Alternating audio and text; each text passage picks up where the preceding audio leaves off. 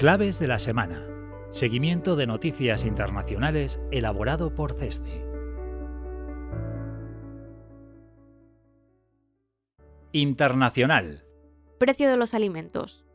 El índice de precio de los alimentos que elabora la Organización de las Naciones Unidas para la Alimentación y la Agricultura se mantuvo en octubre en valores cercanos a los del mes anterior.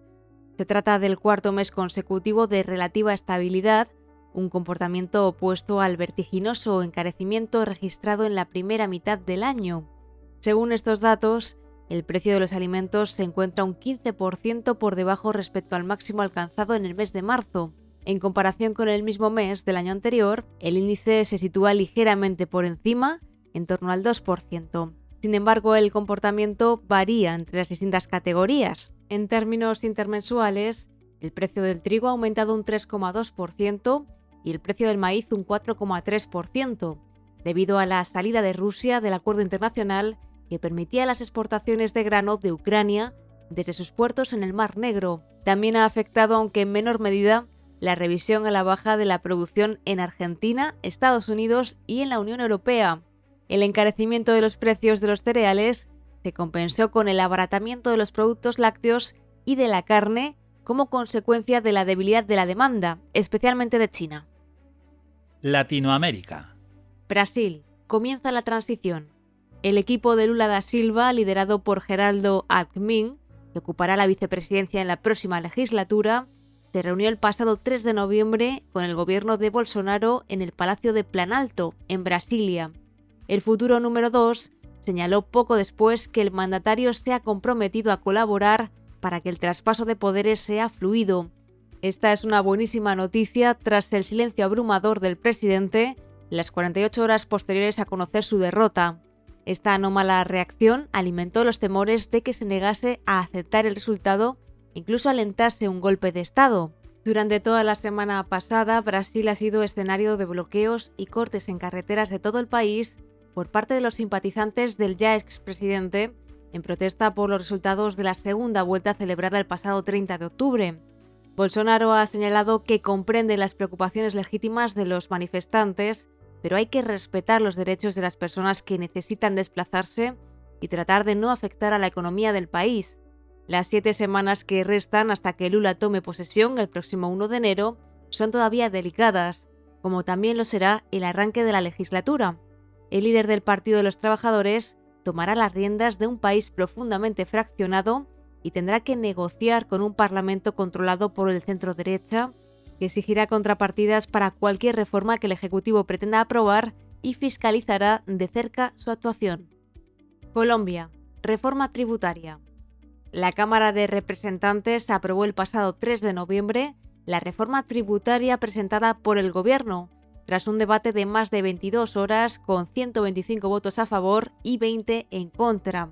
Con ello se da luz verde a uno de los proyectos estrella del presidente Petro, que ya había recibido el visto bueno del Senado el día anterior. La reforma es una versión edulcorada del proyecto inicial del Ejecutivo.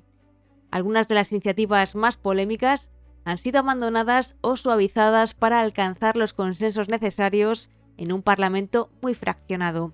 Sin ir más lejos, durante la campaña, Petro propuso una reforma que recaudaría 50 billones de pesos adicionales para las arcas públicas, lo que equivale a unos 10.000 millones de dólares, pero finalmente serán 20 billones de pesos, que son unos 4.000 millones de dólares. Lo cierto es que Colombia es uno de los países que menos impuestos recauda entre las economías medias y grandes de América Latina. El Estado ingresa por esta vía un 13% del PIB, mientras el promedio es del 16%. Con estos ingresos adicionales, se espera sanear las maltrechas cuentas públicas del país.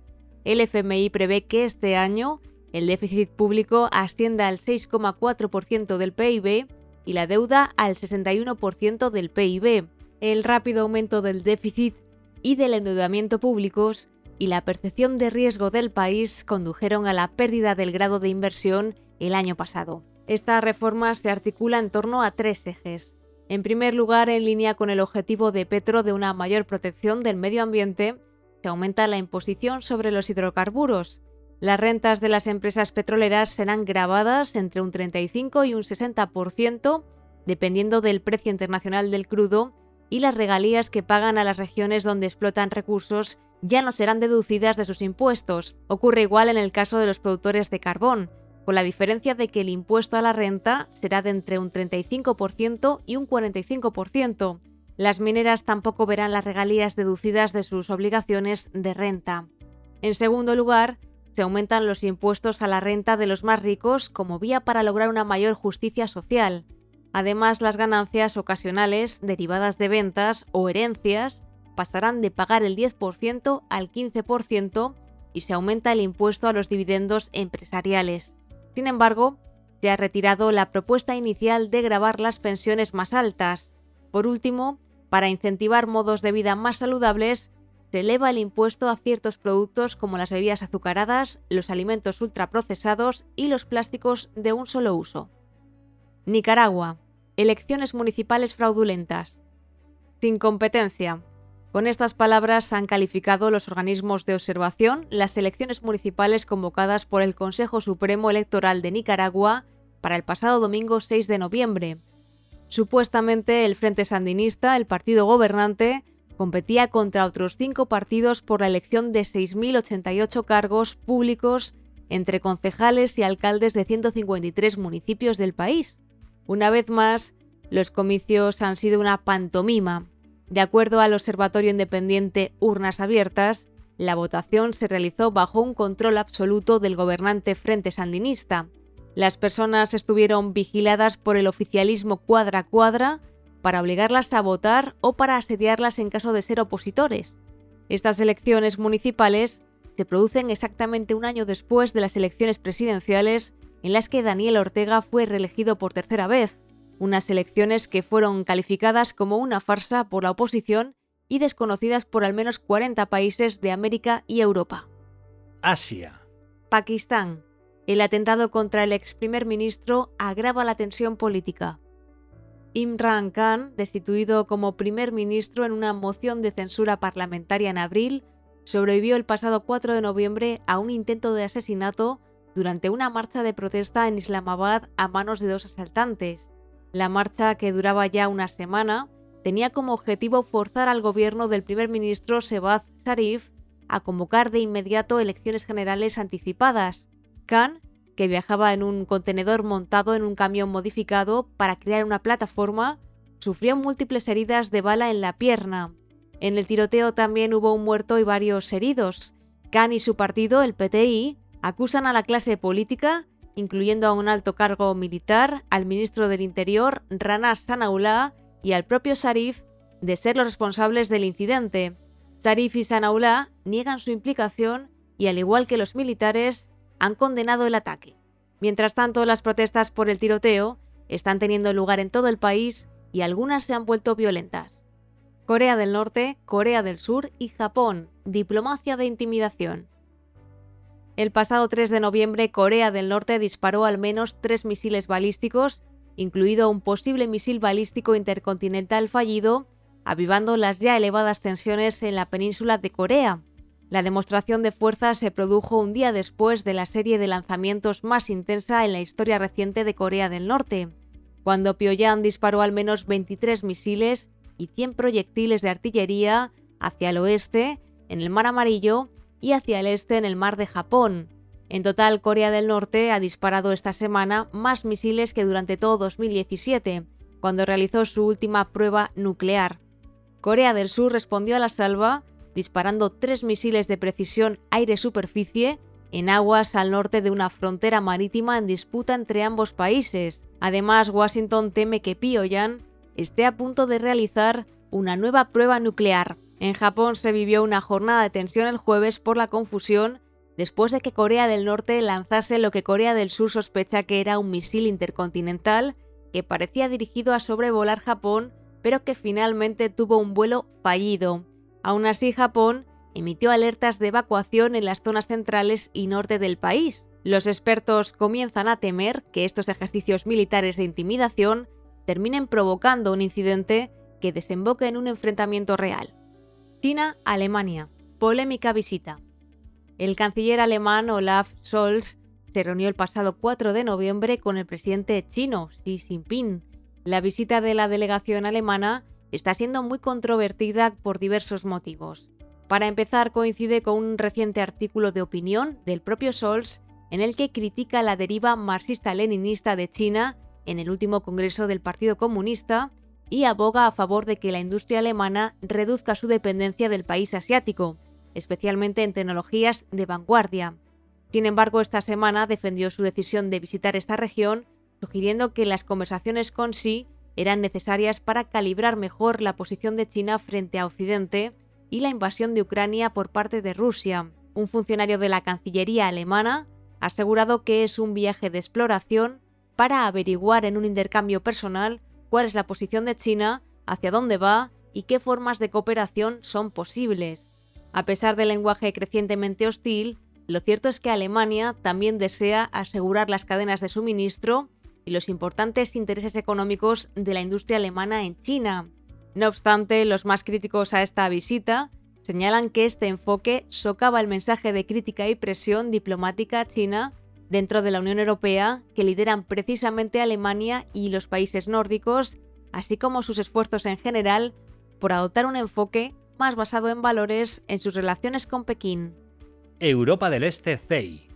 Rusia y Ucrania. Acuerdo sobre el grano. El Kremlin ha dado marcha atrás y ha anunciado que volverá a participar en el acuerdo sobre la exportación de trigo en el Mar Negro, días después de anunciar su retirada del mismo. En un primer momento, Rusia acusó a Ucrania de utilizar el corredor marítimo para atacar su flota en Sebastopol, lo que justificaba que abandonase el trato. Sin embargo, gracias a la mediación de Turquía y tras recibir un compromiso firmado por Kiev de que no va a utilizar la ruta con fines militares, el Kremlin ha cambiado de opinión. No obstante, el acuerdo finaliza el próximo 19 de noviembre y ambas partes tienen que estar de acuerdo en su renovación, por lo que el riesgo de que no se prorrogue aún está muy presente. Recordemos que dicho acuerdo se alcanzó el pasado mes de julio gracias al respaldo de la ONU y a la mediación de Turquía, que ejerce de actor neutral entre Kiev y Moscú. Desde entonces se han exportado cerca de 10 toneladas de trigo y otros cereales a través del corredor marítimo del Mar Negro, lo que ha evitado que la crisis alimentaria que viven muchos países de África subsahariana se agrave. Irán. Continúan las protestas. Según la asociación Human Rights Activists, 287 personas, entre ellas 46 niños, han sido asesinadas durante las protestas iniciadas tras la muerte de Mahsa Amini hace un mes y medio. Además, 14.000 han sido arrestadas por las fuerzas de seguridad.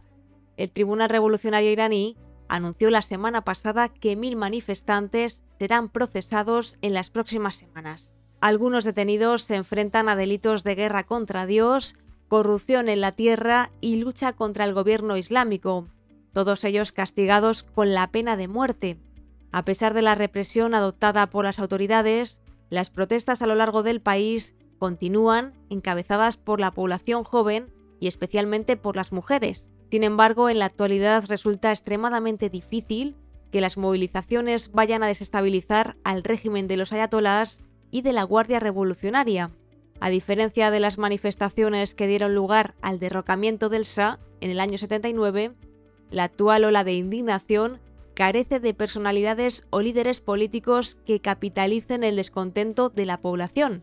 Buena parte de la denominada ala reformista del país fue neutralizada con arrestos masivos durante las movilizaciones que estallaron en 2009. A esto se une la dificultad de mantener en el tiempo las protestas en un clima de extrema violencia, efectuada en muchas ocasiones por la milicia paramilitar de los Basijis, que está ligada a la Guardia Revolucionaria.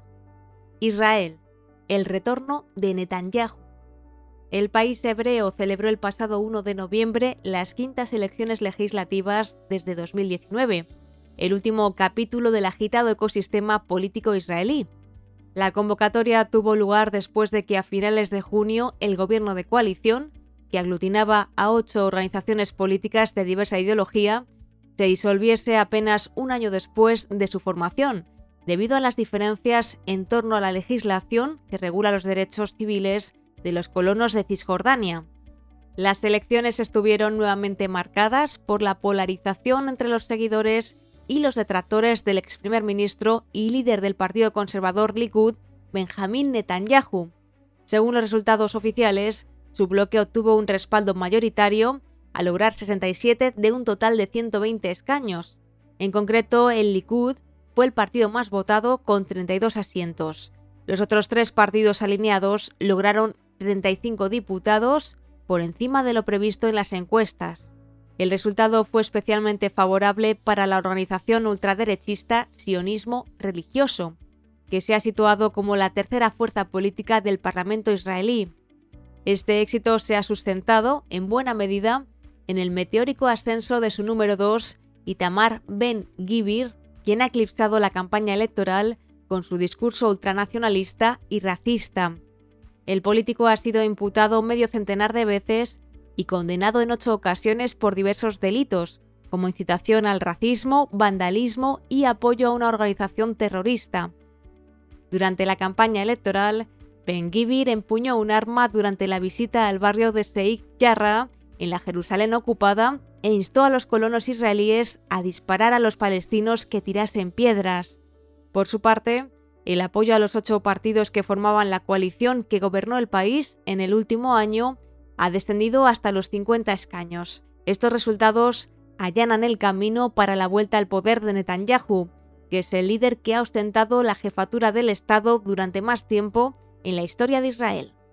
África subsahariana. Etiopía. Tregua en Tigray. El gobierno etíope y las fuerzas rebeldes de Tigray han acordado un cese permanente de las hostilidades tras 2 años de guerra en la región. El anuncio llega tras una semana de negociaciones de paz organizadas por la Unión Africana con la mediación de altos mandatarios de Nigeria, Sudáfrica y Kenia. Aunque todavía no se conocen los términos exactos del acuerdo, sí se ha destacado que incluyen el desarme de los rebeldes. El presidente de Etiopía, Abiy Ahmed, ha celebrado el logro del 100% de lo que su gobierno pedía, destacando que se respetará la integridad territorial y la soberanía de Etiopía en la región. La población etíope y la comunidad internacional también han celebrado el acuerdo, aunque lo han recibido con cautela. El pasado agosto se rompió la tregua humanitaria impuesta 5 meses antes, por lo que existe cierta desconfianza entre los interlocutores. Además, la hoja de ruta todavía no está clara. Se espera ansiosamente, por tanto, el anuncio del alto el fuego definitivo para lograr una paz permanente. No obstante, la actual tregua supone un enorme alivio para los millones de etíopes que están sufriendo las devastadoras consecuencias de la guerra. República Democrática del Congo. Avances del M23. Los rebeldes del grupo Movimiento 23 de marzo han conseguido capturar nuevas ciudades en el este del país, lo que supone una escalada sin precedentes de la crisis de seguridad territorial. Se cree que el grupo intentará recuperar el control sobre Goma, la capital de la región. Como se recordará, en 2012 los rebeldes capturaron la ciudad, pero la contraofensiva gubernamental consiguió recuperar el poder y asestar un duro golpe a la formación, que prácticamente se disolvió. No obstante, a finales del año pasado, el grupo se reactivó y en los últimos meses ha logrado grandes avances, poniendo en jaque al gobierno. Además, han surgido sospechas de que el grupo esté apoyado en las sombras por Ruanda, lo que incrementa el miedo a que surja un conflicto entre los dos países. Para reducir las tensiones, la Unión Africana ha organizado una ronda de conversaciones diplomáticas entre ambos países. El ejército congoleño ha anunciado una movilización general para combatir a los rebeldes. Apoyando a las fuerzas gubernamentales, en la región se encuentran también la misión de las Naciones Unidas y tropas de Kenia, Uganda y Burundi. Aunque el M23 ha repetido que está dispuesto a mantener negociaciones de paz, el presidente del país, Félix Tshisekedi, ha rechazado esta posibilidad. Burkina Faso y Estados Unidos. Exclusión del acuerdo comercial.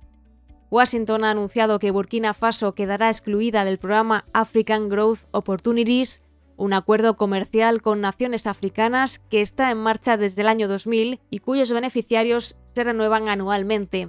Bajo el programa, miles de productos pueden acceder al mercado estadounidense con unos impuestos a la importación muy reducidos. La decisión obedece a los pobres avances hacia la democracia por parte de la junta militar que lidera el país desde el mes de septiembre, a raíz del segundo golpe de Estado del año en este país. Burkina Faso es el cuarto país que se ha excluido del acuerdo este año, junto a Etiopía, Mali y Guinea. OCDE.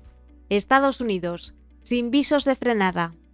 La Reserva Federal ha subido tipos por cuarta vez consecutiva en 75 puntos básicos, hasta dejarlos en el rango entre el 3,75% y el 4%, su nivel más elevado desde el año 2008. Además, la Fed ha anticipado que seguirá subiendo, aunque ha abierto la puerta a que suceda a un ritmo menor, dependiendo de la evolución económica y financiera. Los mercados reaccionaron inicialmente de forma favorable al considerar que tras esta subida, la Fed moderaría la agresividad del incremento de tipos. Sin embargo, poco después, la intervención del presidente de la institución, Jerome Powell, provocó el efecto contrario sobre la bolsa, al afirmar que es muy prematuro hablar de pausa en las subidas y que probablemente el nivel máximo al que tengan que subir los tipos sea mayor del inicialmente previsto. Se pensaba que los tipos alcanzarían un máximo del 4,5% en 2023, pero ahora se cree que subirán hasta el 5%. La agresiva normalización de la política monetaria de Estados Unidos responde al incremento continuado de la inflación, que en septiembre se situó en el 8,2%. La próxima reunión de la entidad tendrá lugar a mediados del mes de diciembre, cuando se conocerán los datos de inflación del mes de octubre. Mientras, el empleo continúa mostrando señales de fortaleza, con una tasa de paro del 3,7%, ligeramente superior al dato anterior. Unión Europea, la inflación en máximos. El incremento de los precios se adentra en terreno desconocido en la eurozona al superar los 2 dígitos hasta situarse en el 10,7% en el mes de octubre. El alza de la inflación obedece a la tendencia alcista que han seguido los precios en Alemania, donde superaron el 11%, o en Italia, donde han crecido el 12,8%. La escalada de los precios de la zona euro está haciendo mella en el crecimiento, que se ha desacelerado hasta el 0,2% en el tercer trimestre. Cabe señalar, sin embargo, que se trata de un dato mejor de lo que esperaba el mercado, que predecía una recesión en el tercer trimestre. El dato de crecimiento alemán, con una exigua expansión del 0,3%, frente al menos 0,1% previsto, y el italiano, que ha crecido medio punto porcentual, han evitado el desastre. Sin embargo, todo apunta a que la zona euro entrará en recesión a finales de este año. La semana pasada, la presidenta del Banco Central Europeo, Christine Lagarde, señalaba que la actividad económica de la eurozona se está debilitando de forma acelerada. Así lo confirman la crisis energética que enfrenta, el incremento continuado de los precios y el desplome de los índices de confianza, por debajo incluso de los niveles que registraban en la pandemia. Hasta aquí las claves de la semana. Un informe de actualidad internacional elaborado por CESTE.